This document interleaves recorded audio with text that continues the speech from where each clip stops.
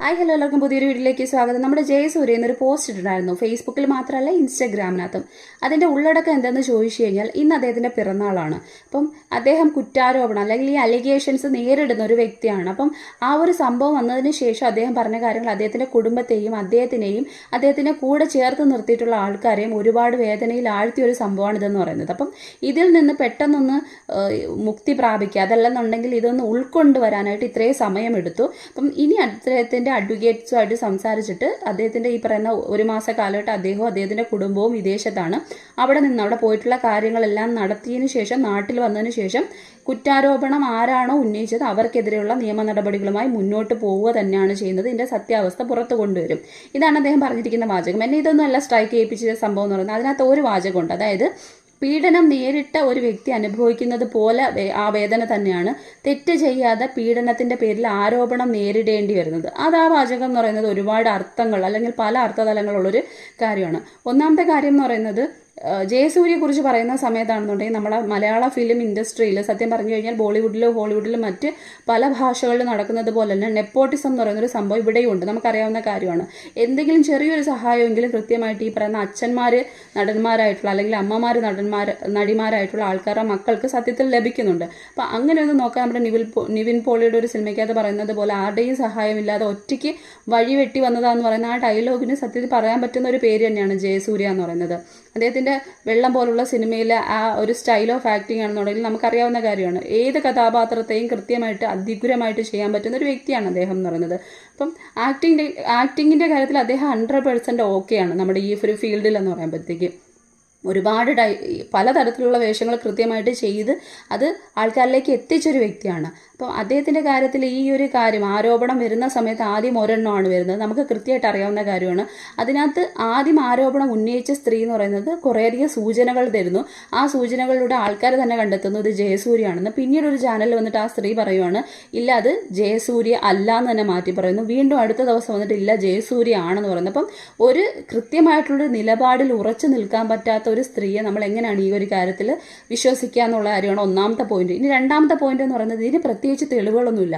ആ സ്ത്രീകൾ വന്ന് പറയുവാണ് എന്നെ ഇവര് പീഡിപ്പിച്ചു അല്ലെങ്കിൽ ഈ പറയുന്ന കണക്ക് എന്നെ അബ്യൂസ് ചെയ്തു എന്ന് പറയുന്ന സമയത്ത് അതിന് ഈ വാക്കുകൊണ്ട് പറയുന്ന ഒരു കാര്യം മാത്രമല്ല, അതിലപ്പുറത്തേക്ക് ഒരു തെളിവും ജയസൂര്യയുടെ പേരിൽ അവർക്ക് ഉന്നയിക്കാൻ പറ്റുന്നില്ല. അപ്പൊ അതുകൊണ്ട് തന്നെ ഒരു തെളിവുകളും ഇല്ലാത്തൊരു കാര്യം കോടതിയിൽ എത്രമാത്രം വാലിഡ് ആവുമെന്നുള്ള കാര്യം നമുക്ക് ചിന്തിച്ചാൽ മനസ്സിലാവുന്ന ഒരു കാര്യമാണ്. ഇനി രണ്ടാമതായിട്ട് വന്ന സ്ത്രീയുടെ കാര്യത്തിലും ഇതുപോലുള്ള അലിഗേഷൻസ് അങ്ങോട്ട് നടക്കുന്നുണ്ട്. അതായത് അവർ കുറെ PhD ഉണ്ട് അങ്ങനത്തുള്ള കാര്യങ്ങൾ പറഞ്ഞതെല്ലാം തെറ്റായിട്ടുള്ള കാര്യങ്ങളാണെന്ന് പിന്നീട് ഒരു ചാനലിലൂടെ പുറത്തു വന്നിട്ടുള്ള കാര്യങ്ങളാണ്. അപ്പം ഇവർ രണ്ടുപേരുടെ കാര്യങ്ങളും, അതായത് ജയസൂര്യക്കെതിരെ കുറ്റാരോപണം പറഞ്ഞിട്ടുള്ള രണ്ടുപേരും പേഴ്സണലി നോക്കുന്ന സമയത്ത് രണ്ടുപേരും കറക്റ്റ് അല്ല. അവർ ചെയ്തിട്ടുള്ള കാര്യങ്ങൾ, അതായത് മറ്റൊരു തരത്തിലല്ല, അവർ പറയുന്ന നിലപാടുകൾ മാറ്റിയും തിരിച്ചും പറയുന്നതാണ്, കുറച്ചധികം കള്ളത്തരങ്ങൾ പറയുന്നതാണ്.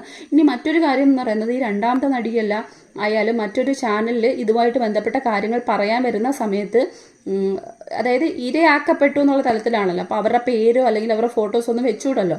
അപ്പോൾ അതുകൊണ്ട് തന്നെ ആ ചാനലിൽ അവരുടെ മുഖം ബ്ലർ ചെയ്ത് കാണിച്ചപ്പോഴത്തേക്ക് അത് അവരുടെ അടുത്ത് പറഞ്ഞ സമയത്ത് അവർ ആ ചാനലിൽ നിന്ന് ഇറങ്ങി പോവുകയാണ് ചെയ്യുന്നതെന്ന് പറയുന്നത് സ്വാഭാവികമായിട്ട്.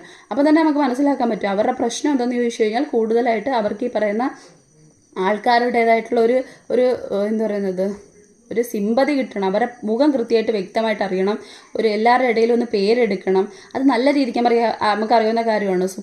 പ്രസിദ്ധമാവുക അല്ലെങ്കിൽ കുപ്രസിദ്ധി, ഇങ്ങനെ രണ്ട് രീതിക്കുണ്ടല്ലോ. ഇതിൽ കുപ്രസിദ്ധിയിലൂടെ ആയാലും പേരെടുക്കാൻ പറ്റുന്ന ഒരു കാര്യമുള്ളൂ. അപ്പോൾ അതായിരിക്കും അവർ പക്ഷെ ഉന്നയിക്കുന്ന കാര്യം അല്ലെങ്കിൽ അവർ ആവശ്യപ്പെടുന്ന കാര്യം എന്ന് പറയുന്നത്. പിന്നെ അവരുടെയൊക്കെ ചെയ്തിട്ടുള്ള വേഷങ്ങളായാലും നമുക്ക് അത്രയധികം ഉൾക്കൊള്ളാൻ പറ്റുന്ന വേഷവിധാനങ്ങളോ അല്ലെങ്കിൽ ആ സിനിമയിലെ രംഗങ്ങളൊക്കെ ആയാലും അവർ ചെയ്തിട്ടുള്ള കാര്യങ്ങളായാലും നല്ലതായിട്ടുള്ള രീതിക്ക് പോകുന്നതല്ല. അപ്പം അതുകൊണ്ട് തന്നെ ജയസൂര്യ എന്ന് പറയുന്ന ആൾക്കെതിരെ ഉന്നയിച്ചിട്ടുള്ള ഈ പീഡന പരാതികൾ രണ്ടുപേരുടേതായാലും അവരുടെ കാര്യങ്ങൾ, വ്യക്തിപരമായിട്ടുള്ള കാര്യങ്ങൾ, അതായത് അവർ പറഞ്ഞു വെച്ചിട്ടുള്ള കാര്യങ്ങൾ നോക്കുമ്പോഴും ഒരുപാട് ഈ പറയുന്ന പറഞ്ഞിട്ടുള്ള കാര്യങ്ങൾ മാറ്റിയും തിരിച്ചും പറയുകയാണ്. അതും ഈ പറയുന്ന കുറ്റം തന്നെയാണ്.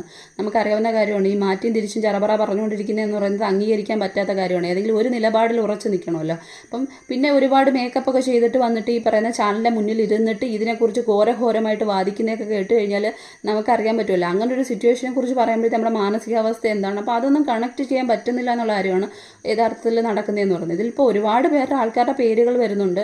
പക്ഷേ ഈ ഒരു കാര്യത്തിൽ ജയസൂര്യയുടെ കാര്യം വരുന്ന സമയത്ത് ഇതിൽ ഒരുപാട് ചാഞ്ചാട്ടങ്ങൾ നടക്കുകയാണ്. അങ്ങോട്ട് മാറി ഇങ്ങോട്ട് മാറി ഇങ്ങനെ കുറേയധികം കാര്യങ്ങൾ നടന്നുകൊണ്ടിരിക്കുകയാണ്. അപ്പം സ്വാഭാവികമായിട്ടും പിന്നെ നടന്ന കാര്യങ്ങൾ നമ്മൾ ഫേസ്ബുക്കിലൂടെയൊക്കെ കണ്ട കാര്യങ്ങളാണ്. അതായത് ഈ കുറ്റാരോപണം നടത്തി എന്ന് ഇന്ന് ഉന്നയിക്കുന്ന ആ വ്യക്തിയായിട്ട് പിന്നീട് അവർ ഫ്രണ്ട്ഷിപ്പ് ആവുന്നു, പിന്നീട് ഭയങ്കര സപ്പോർട്ടിൽ വരുന്നു. ഇതിനേക്കാൾ ഏറ്റവും കൂടുതൽ എന്നെ ചിന്തിപ്പിച്ച വ്യക്തി എന്ന് പറയുന്നത് കാര്യം എന്ന് പറയുന്നത് ആ കുറ്റാരോപണം ബിഗ് മാൻ സിനിമയായിട്ട് ബന്ധപ്പെട്ട സെറ്റിൽ അതിലുണ്ടായി എന്ന്, അല്ലെങ്കിൽ ഈ പറയുന്ന അദ്ദേഹത്തിൽ നിന്ന് പീഡനം ഉണ്ടായി എന്ന് പറയുന്ന ആ സ്ത്രീ യഥാർത്ഥത്തിൽ ഒരു സോഷ്യൽ വർക്കർ ആണെന്ന് പറയുന്നത്. അപ്പം സോഷ്യൽ വർക്കറൊക്കെ ആയിട്ടുള്ള ഒരു സ്ത്രീ എന്ന് പറയുമ്പോഴത്തേ അത്രയധികം തൻ്റെ ഇടം അല്ലെങ്കിൽ വിൽ പവർ ഉള്ള ഒരു വ്യക്തിയാണ്.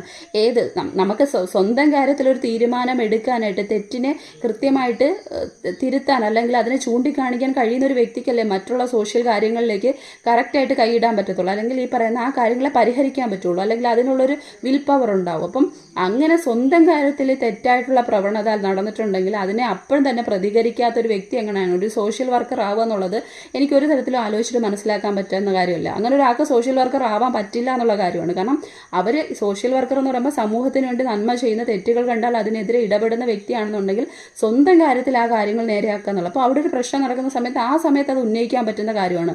ഇങ്ങനെയുള്ളവർക്ക് നല്ല തൻ്റെ ഇടം ഉണ്ടായിരിക്കും, എന്നാൽ മാത്രമേ ആ ഒരു സൊസൈറ്റിയിലോട്ട് അവർക്ക് ഇറങ്ങാൻ പറ്റുള്ളൂ. അപ്പം അത് അന്ന് ചെയ്തില്ല. അതിനുശേഷം അദ്ദേഹമായിട്ട് ചേർന്നിട്ടുള്ള പല പ്രോഗ്രാംസിൽ അവർ ഇടപെടുന്നുണ്ട്, അല്ലെങ്കിൽ പല ഫോട്ടോസ് അവർ ഷെയർ ചെയ്യുന്നുണ്ട്, അദ്ദേഹത്തിൻ്റെ ബർത്ത്ഡേക്ക് ആശംസ നേരുന്നുണ്ട്, പുതിയ സിനിമകൾക്ക് അല്ലെങ്കിൽ പുതിയ അദ്ദേഹത്തിൻ്റെ പ്രോജക്റ്റുകൾക്ക് ആശംസകൾ നേരുന്നുണ്ട്.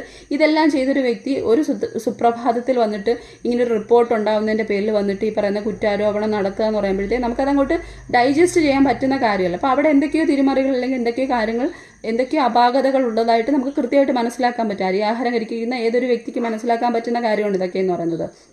രണ്ടാമത്തെ കാര്യത്തിലായാലും ഞാൻ പറഞ്ഞ കാര്യമാണ്. അപ്പം മറ്റുള്ളവരുടെ കാര്യത്തിൽ, ഇപ്പം സിദ്ദിഖിൻ്റെയൊക്കെ കാര്യത്തിലാണെങ്കിൽ തെളിവുകളടക്കം കിട്ടിയിട്ടുണ്ട്, അല്ലെങ്കിൽ മുകേഷിൻ്റെയൊക്കെ കാര്യത്തിലാണെങ്കിൽ എന്തൊക്കെയോ ചാറ്റുകൾ, മെയിലുകൾ അത് അങ്ങോട്ടും ഇങ്ങോട്ടും ഒക്കെ കിട്ടിയിട്ടുണ്ടെന്നാണ് പറയുന്നതെന്ന് പറയുന്നത്. പക്ഷേ ഒരുപാട് പേരുടെ മറ്റാരോപണം നടന്നിട്ടുള്ള ആൾക്കാരെ മനസ്സിലാക്കാൻ പറ്റുന്ന കാര്യം എന്ന് പറയുന്നത് ഈ ഒരു റിപ്പോർട്ട് വന്ന് ഇങ്ങനെ ഒരു കാര്യങ്ങൾ നടക്കുന്ന സമയത്ത് ഇതിനകത്ത് ഈ പറയുന്ന കലക്കവെള്ളത്തിൽ മീൻ പിടിക്കുക എന്ന് പറയുന്നൊരു സമ്പ്രദായം കൂടി ഇതിൻ്റെ ഇടയിലേക്ക് നടക്കുകയാണ്. അതായത് ചിലവർ ചുമ്മാതെ എന്തൊക്കെയോ കുത്തിക്കയറ്റി നിറയ്ക്കാനും ശ്രമിക്കുന്നുണ്ട്. എന്തായാലും ജയസൂര്യ എന്ന് പറയുന്ന വ്യക്തി കൃത്യമായിട്ട് പറഞ്ഞിട്ടുണ്ട് നാട്ടിൽ വന്നിട്ട് ഈ പറയുന്ന നിയമ നടപടിയായിട്ട് മുന്നോട്ട് പോകുമെന്ന് പറയുകയാണ്. അപ്പം എന്തായാലും എവിടെയൊക്കെ എന്തെങ്കിലും നമ്മൾ പറയുമല്ലോ, സത്യത്തിൻ്റെതായിട്ടുള്ള എന്തെങ്കിലും ഒരു തിരിവെളിച്ചം എവിടെയെങ്കിലും ഒരിക്കൽ അവശേഷിക്കുന്നുണ്ടായിരിക്കും. അപ്പം അതിലേക്ക് കണ്ടെത്താൻ കഴിയുക തന്നെ ചെയ്യും. അപ്പം സത്യം ഇപ്പം പറയുന്ന ആരുടെ ഈ ഇരുകൂട്ടരുടെ ആര് ഭാഗത്തായി കഴിഞ്ഞാലും അത് തന്നെ ജയിക്കും.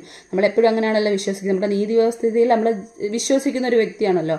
നമ്മൾ ഇതിൽ വിശ്വസിക്കുന്നത് കൊണ്ട് തന്നെ ഉറപ്പായിട്ടും തെറ്റ് ചെയ്തത് ആരാണോ അവർക്കുള്ള തക്കതായിട്ടുള്ള ശിക്ഷകൾ ലഭിക്കുക തന്നെ ചെയ്യും. ഇനി മറ്റൊരു കാര്യം എന്ന് പറയുന്നത് ജയസൂര്യ കുറ്റം ചെയ്തിട്ടുണ്ടെങ്കിൽ അത് ഈ പറയുന്ന ഉറപ്പായിട്ട് തെളിയിക്കപ്പെടുകയാണെന്നുള്ള ജയസൂര്യ ശിക്ഷിക്കപ്പെടും ഈ പറയുന്ന എല്ലാ കാര്യങ്ങളിലായാലും. ഇനി അതല്ല മറ്റേ സ്ത്രീകളാണ് സത്യത്തിൽ ഈ പറയുന്ന കിട്ടിയ അവസരം മുതലാക്കാൻ ശ്രമിച്ചതെന്നുണ്ടെങ്കിൽ അവർക്കും തക്കതായിട്ടുള്ള തെറ്റായിട്ടുള്ള വിവരങ്ങൾ കൊടുത്തുകൊണ്ട് ഈ പറയുന്ന കുറ്റാരോപണം നടത്തിയിട്ടുണ്ടെങ്കിൽ അവർക്കും തക്കതായിട്ടുള്ള ഇതേപോലുള്ള ശിക്ഷാ നടപടികൾ തന്നെയാണ് നൽകുന്നത്. ഒരു പീഡിപ്പിക്കുന്ന ഒരു വ്യക്തിക്ക് ആ കുറ്റം തെളിയിക്കപ്പെടുകയാണെന്നുണ്ടെങ്കിൽ എന്ത് ശിക്ഷയാണോ നൽകുന്നത്, എത്ര വർഷത്തെ ശിക്ഷയാണോ നൽകുന്നത്, ആ ശിക്ഷ തന്നെ സത്യത്തിൽ ഈ പറയുന്ന കുറ്റാരോപണം നടത്തിയവർ തെറ്റുകാരാണെന്ന് കാണുകയാണെങ്കിൽ കൊടുക്കുകയാണ് ചെയ്യുന്നത്.